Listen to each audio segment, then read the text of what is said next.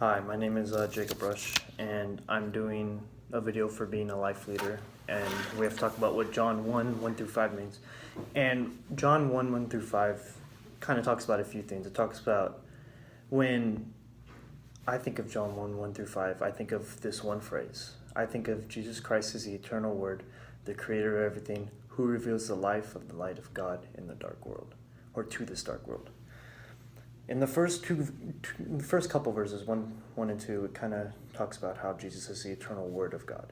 And it also kind of breaks it down into a couple of about 4 categories. Jesus is eternal.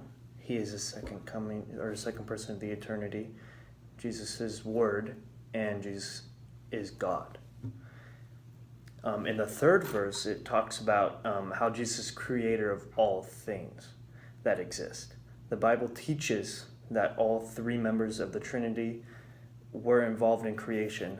God created everything on earth, and he did it through Jesus Christ. And that's really important to get a sense of what these 5 verses mean. In the 4th verse, it kind of talks about how Jesus is the author of life, which should point to all the people towards him.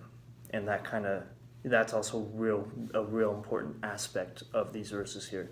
And then the last verse, the 5th verse, it kind of talks about how Jesus is the only source of true light in the spiritually dark world, which is huge, because we live in such a dark world that the only reason to get through life is to know Jesus and to follow what he says. And like all these verses together, they kind of mean that to know God, we need to look to Jesus, who is the eternal Word of God, and that is huge.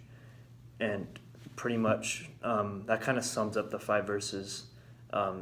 Jesus is the Word, Jesus is God, he is the second of the Trinity, and so that kind of sums it up. And again, my name is Jacob Rush, and this is my video for being a life leader.